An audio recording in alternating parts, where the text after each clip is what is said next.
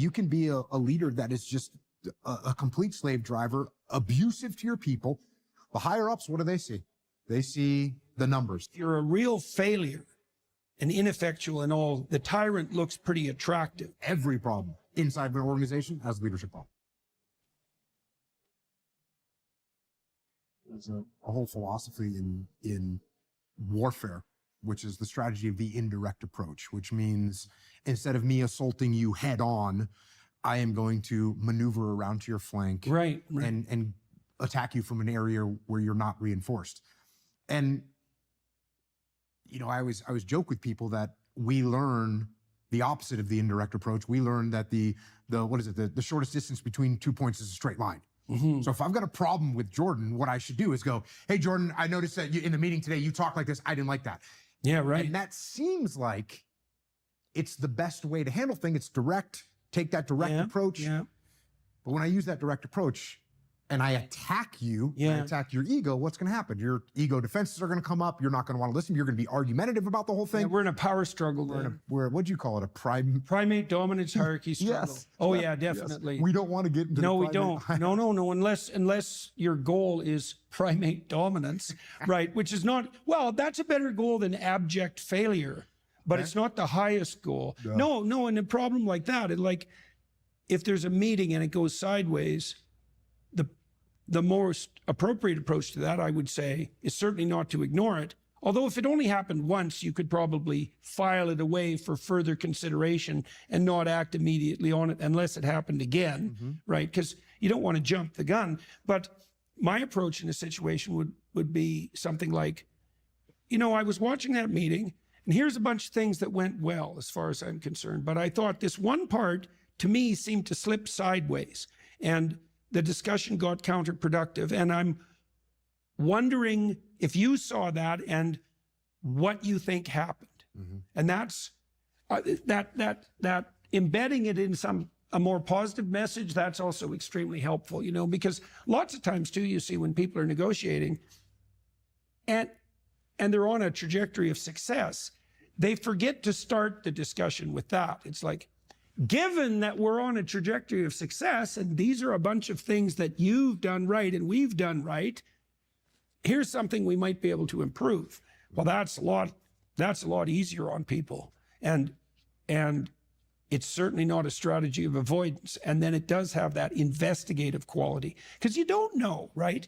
And sometimes you think things went sideways and that was actually the person's intent because they felt that someone needed to be corrected and maybe they're right. Maybe it was time to produce a bit of an emotional disruption and there was a strategy behind it. You don't know. So that's why it has to be an earnest question, Yeah. If I come to you and say, hey, why'd you act like that in the meeting? Yeah. Why'd you dress down Fred in the meeting? That was uncalled for. Right. That's just terrible. But if I say, hey, I noticed you went pretty hard on Fred. Yeah, right. Was there something going on that I didn't know about? I was sitting there I was a little bit surprised by it. Is there something going on between you and Fred that is not right now? Is there anything I can do to help it out? Yeah. And that is a totally different approach. Yeah. And getting back to the indirect approach,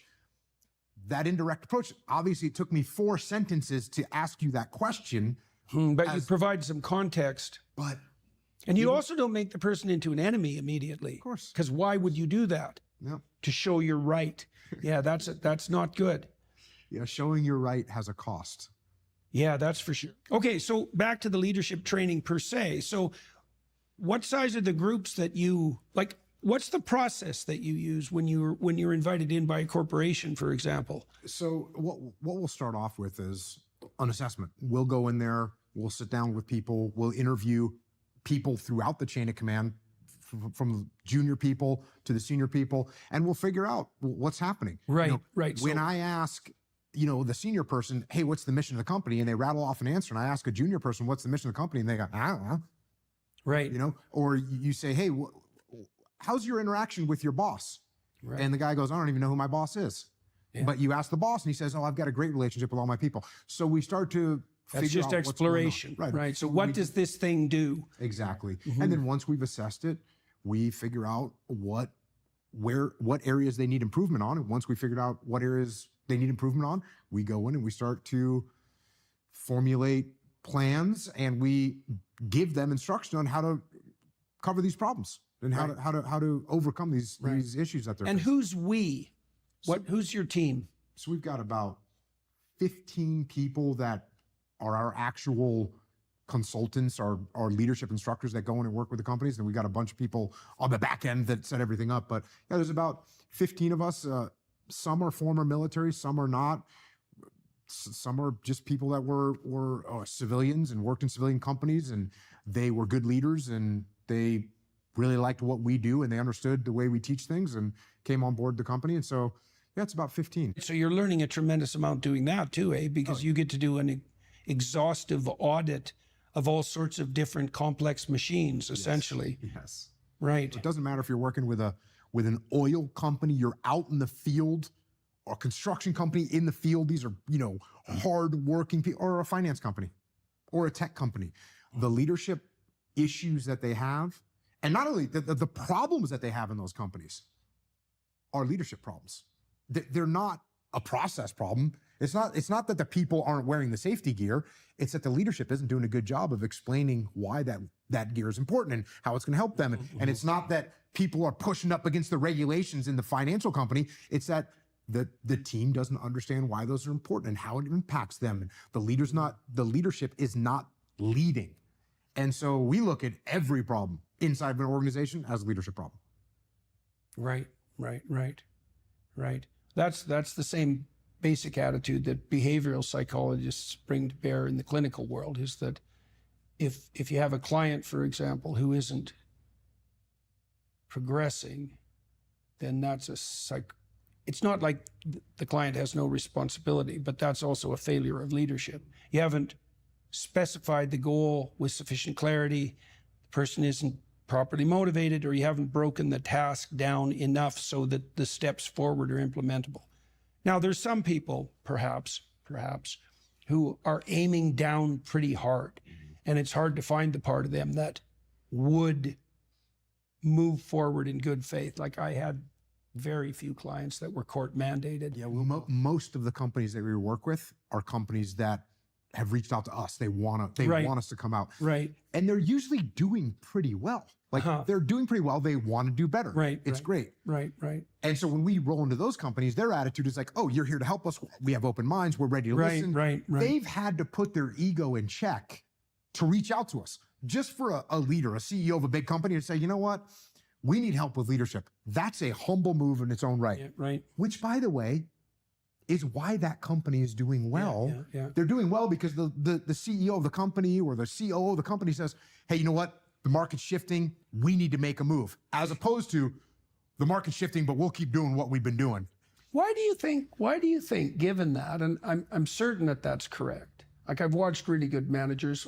I worked with a guy who ran a big law firm and a couple of people. And basically what they did was wander around their office and ask people how things were going, like continually. And they'd see a problem and they'd just tap something, a tiny bit and fix it. And so everything just went smoothly. But the reason I'm asking this is because the vision of a leader is more drill sergeant, quasi-psychopath who orders people around. But the reality is that in successful companies, the leaders are people on a quest who are looking to make something good better. And I guess I don't understand why there's such a huge divorce between the stereotypical portrayal of a leader and the reality. I mean, you see movies about great coaches and so forth, or Ted Lasso was a good example of genuine leadership, but that stereotype's still pretty powerful, that parody. And it's just not true. It's not true in the fact that it doesn't make for great leaders, but there are, without question, tyrannical leaders out there. And look, we saw this in the military. I see it in the civilian sector as well. You can crack the whip. You can crack the whip, and you can get promoted, and you can make things happen. You can be a leader that is just a complete slave driver, abusive to your people. The higher ups, what do they see? They see the numbers. They see the metrics being met. hey, good job, Jordan. You're doing a great job. Yeah. Meanwhile, your whole team is going to quit, may quit, whatever. They're miserable. You don't care. You just want to get promoted. And one of the things that happens in the military is... So that power drive orientation can work, and it can work for some period of time. And I think that's right. That's partly why it's also attractive, is like, if you're a real failure and ineffectual in all regards, the tyrant looks pretty attractive. And partly because, maybe it's also partly because if you're that kind of ineffectual failure, that capacity you have for aggression and force is pathetically underdeveloped. And so that makes the tyrant even more attractive, because they have that willingness to grab people by the collar and shake them, that it's not like you forego that because you're moral. You've never been able to develop the skill. But that doesn't mean that that's the highest level of leadership or the optimal level of leadership. It's absolutely not. And eventually, like you said, it's short term. Now listen, that short term, in the military, generally speaking, you're in command of a unit for like 2 years. So what happens? You show up at the unit, you know, the new boss is around, everyone's a little bit, you know, okay, let's see what this guy's like. It takes them 6 months before they realize, like, oh, this guy seems like he's a bit of a tyrant. Right. And then 6 months later, well, you start, we're confirming this guy's a tyrant. Now, 6 months later, you're getting ready to go, you're on deployment. Yeah. You hate the guy. Yeah. He hates you. Yeah. You're totally dysfunctional. You still do your job, and you do it to the best of your ability, despite working for this tyrannical leader. So you work so hard, and the troops work so hard, they still make this tyrant look good. They're finally ready to have a mutiny. Yeah. And the deployment's over, and the guy's getting promoted because the team did such a great job. Right. So they can find the power mongers can find these short-term niches. Yeah. That seems exactly right. Which is just sad. It's too bad. So let's close this. We'll move over to the Daily Wire side. We've got another half an hour there, and I think we'll talk about your other ventures there, and continue speaking about the foundations of entrepreneurial ability. But I'm curious, obviously you're well into the making of this movie. What's in your vision for the future, for the next 3 or 4 years? Like, you continue to expand outward. Where are you headed, and why? Well, obviously, we have these little sparks in our brain that come to us that have to be resolved. And so, writing more books. Yeah. It'll be you got another idea for a book? Oh yeah. I mean, the kids' books, obviously. Yeah. I wrote a novel called Final Spin, which now has been optioned to a movie. I did write the screenplay for that one. Oh yeah. So we've got the director. Has Final Spin been published? Yes, it's been published. Yep. I see. Okay, and you wrote the screenplay for that. I did write. Oh, that's exciting. So that's another movie project in development. Yeah. And you mentioned it earlier. What's awesome about today is, like, if you have a phone, you can make movies, you can make podcasts, right. You can write books, you can just do this. You can do it all. Yeah, right. And there's just no barrier for entry anymore. Right. And then what it comes up against, there's a lot of stuff out there, right? There's so much content being produced that how are you going to stand out in it? And I would say, don't worry about standing out in it. I would say, make stuff because you want to make it. And make it better and better. And make it